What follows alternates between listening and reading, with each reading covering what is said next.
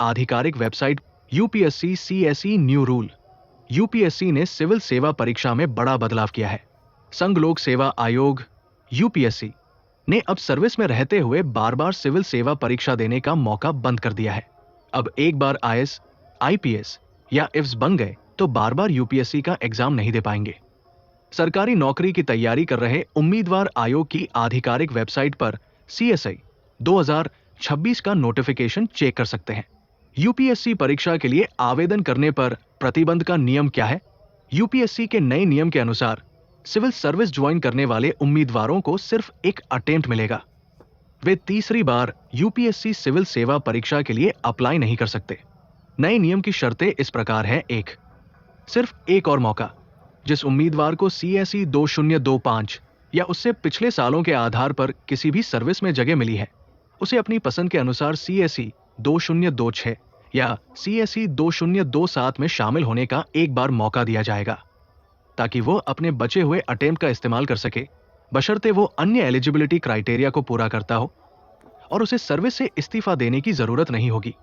हालांकि जो उम्मीदवार सीएसई 2028 या उसके बाद की परीक्षा में शामिल होना चाहते हैं, उन्हें अपनी अलॉट की गई सर्विस से इस्तीफा देना होगा।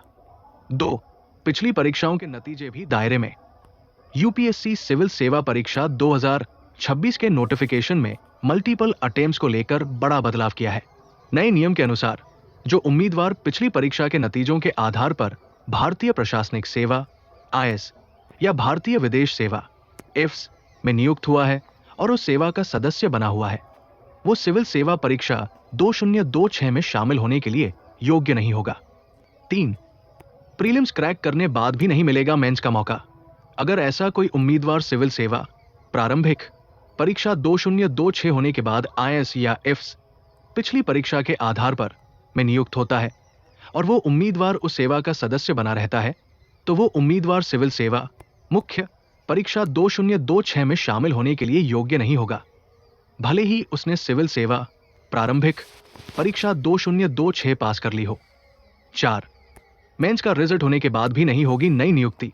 अगर ऐसा कोई उम्मीदवार सिविल सेवा मुख्य परीक्षा 2026 शुरू होने के बाद लेकिन आयोग द्वारा परिणाम घोषित होने से पहले आईएएस या इफ्स में नियुक्त होता है और उस सेवा का सदस्य बना रहता है, तो उस उम्मीदवार को सीएसई 2026 के परिणाम के आधार पर किसी भी सेवा पद पर नियुक्ति के लिए विचार नहीं किया जाएगा।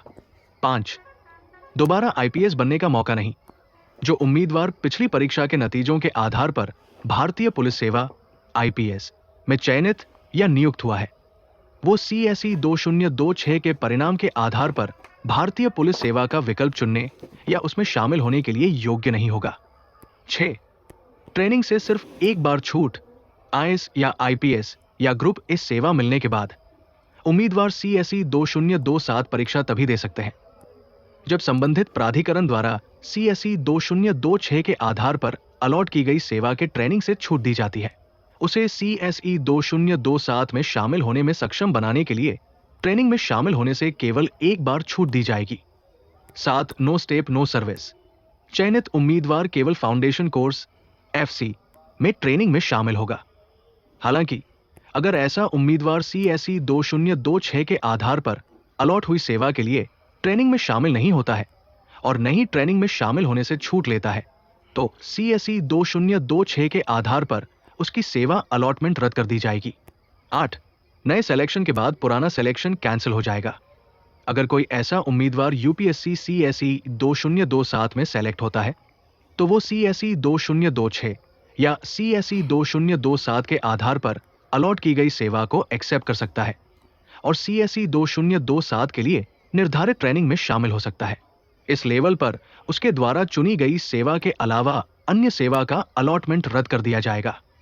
अगर उसे सीएसई 2027 के आधार पर कोई सेवा आवंटित नहीं की जाती है, तो वो सीएसई 2026 के माध्यम से आवंटित सेवा में शामिल हो सकता है। 9. दोनों सिलेक्शन भी रद्द हो सकते हैं। अगर वो सीएसई 2026 या सीएसई 2027 के आधार पर आवंटित सेवा के लिए ट्रेनिंग में शामिल नहीं होता है, तो दोनों सेवाओं के लिए उसका आवंटन रद्द कर दिया जाएगा। 10. तीसरी बार अप्लाई करने से पहले देना होगा इस्तीफा। पहले 2 अटेम्प्ट में सफल होने और चयनित उम्मीदवार तीसरी अटेम्प्ट नहीं दे सकते। अगर वे CSE 2028 और उसके बाद किसी भी CSE में बैठना चाहते हैं तो उन्हें वर्तमान सेवा से इस्तीफा देना होगा। यूपीएससी भर्ती के फॉर्म 24 फरवरी तक भरें।